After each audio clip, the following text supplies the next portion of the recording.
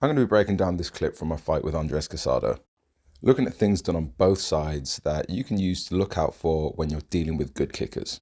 First off, let's look at the structure. Andres is able to get his head right off the center line by diverting all of the energy through across his hip before he lands. To initiate this, his foot is already externally rotated. This is going to help drive the hip towards him while he pulls his left shoulder backwards and channels his energy across the hip. If the kicking knee gets past my torso, it sets up a perfect barricade from the kick. With him stepping back, I now want him to check. So I'm going to fake my lead leg and try and get my hand into the middle of his guard. What I want to do here is pull out his rear arm while he's trying to establish his balance. Following that, I'm going to try and get the uppercut up the middle. But he's got other ideas. He throws the overhand while I'm in the middle of his danger triangle. The angle of my uppercut has put my head off the center line, but I've still ended up missing the shot. But plus 10 luck for catching the armpit and redirecting the actual punch itself.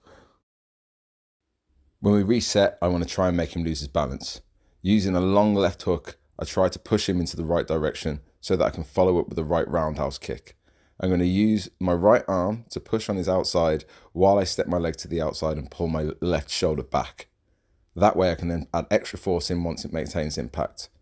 The second most important bit following that is the return and progression. So what I'm going to do to plan to go forward. My leg's going to come back straight behind me because I see that he's bouncing off the ropes. The pendulum step's going to allow him to redistribute his balance and maintain his weight on his back right leg.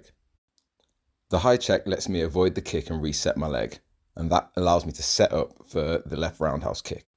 With my foot out turned and hand on the lead of the guard, my aim is to get round to the outside of his head.